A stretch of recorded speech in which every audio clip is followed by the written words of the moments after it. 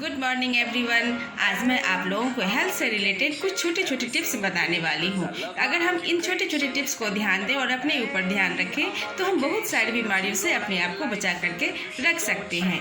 तो दोस्तों, आज मैं आप लोगों को कैल्शियम के बारे में बताने वाली हूँ। मेरी बहुत सारी लेडीज़ से बात होती है फील्ड में, जब मैं निकलती हूँ तो बहुत सारी लेडीज़ से बातें होती है, तो उन लोगों का कहना है कि नहीं, हम लोग लगभग 100 लेडीज़ के से बात होने के बाद मुझे पता चला कि उसमें से लगभग 1 से 2% लेडीज़ ही बोलती हैं कि हम लोग जितनी एक दिन में चाहिए कैल्शियम, एक दिन में कैल्शियम फीमेल के लिए 1000 मिलीग्राम चाहिए होता है, तो लगभग वो 4 से 5 गिलास दूध होता है।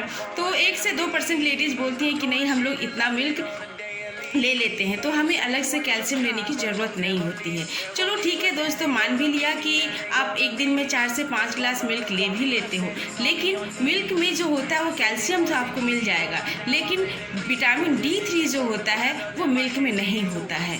और D3 और कैल्शियम, इन दोनों का कॉम्बिनेशन इतना ज़्यादा और इतनी ज़्यादा इन दोनों के बीच में गहरी दोस्ती होती है कि अगर आपके बॉडी में D3 नहीं है तो आप कितना भी मिल्क क्यों नहीं पी ले, लेकिन फिर भी वो आपके बॉडी में एब्जॉर्ब नहीं होगा और आपके बॉडी से वो ऑटोमेटिकली निकल जाएगा। और विटामिन D3 का सोर्स जो होता है दोस्तों, वो ओनली सनलाइट होता है, और कुछ % जो होता है वो पनीर और एग के येलो पार्ट में होता है। लेकिन जिस क्वांटिटी में हम लोगों को लेना चाहिए एग का येलो पार्ट या पनीर, उस क्वांटिटी में हम लोग नहीं ले सकते हैं। तो ओनली ऑन बचता है सनलाइट। मॉर्निंग आवर का जो सनलाइट होता है उसमें विटामिन D3 काफ़ी मात्रा में होता है, लेकिन कितने सारे लोग मॉर्निंग आवर में निकलते हैं, D3 को कंज्यूम करते हैं अपने अंदर, नहीं कर पाते हैं ना।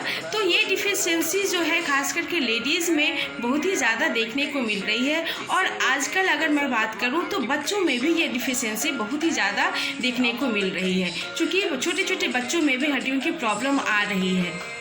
ये कैल्शियम जो होता है वो विटामिन D3 अगर है आपके बॉडी में तभी एब्जॉर्ब होगा, और D3 की अगर डिफिशियंसी हो गई तो कैल्शियम ऑटोमेटिकली आपके बॉडी से निकल जाएगा। तो बहुत सारे लोगों को सिर्फ ये पता होता है कि कैल्शियम जो होता है वो हमारे हड्डियों को मजबूत बनाने के लिए होता है।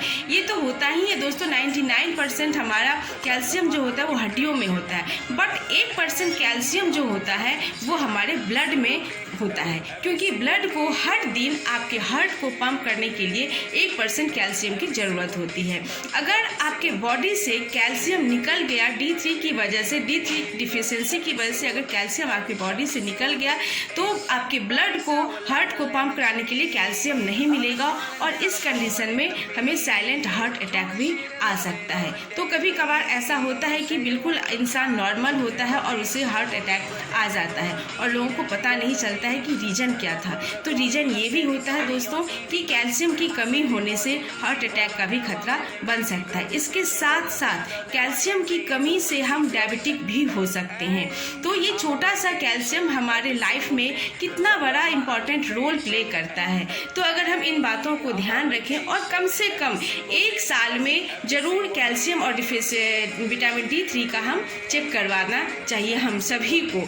और हड्डियों की जो प्रॉब्लम होती है खास करके लेडीज़ में 40 से 45 साल के बाद ज़्यादा देखने को मिलती है, और मेल में 50 के बाद देखने को ये प्रॉब्लम स्टार्ट होती है। तो अगर हम 35 के बाद सही कैल्शियम लेना स्टार्ट कर दें तो इस तरह की प्रॉब्लम हमें नहीं आ सकती है। और दोस्तों, हमारे वेस्टीज कंपनी का जो कैल्शियम है वो D3 के साथ आता है, और एक टैबलेट जो है 250 mg का होता है। तो अगर हम दिन में 2 बार ये कैल्शियम लें तो हम 500 ग्राम के आसपास कंज्यूम कर लेते हैं, और 500 मिलीग्राम जो है हम अपने दूध या कर्ड से पूरा कर सकते हैं। तो अगर ये छोटी सी कैल्शियम हमारे लाइफ में इतना बड़ा इंपॉर्टेंट रोल प्ले करती है, और इन सारी चीज़ों को अगर हम ध्यान में रखें तो इन तरह के बीमारियों से हम अपने आप को हम बचा करके रख सकते हैं। Thank you, wish you wealth.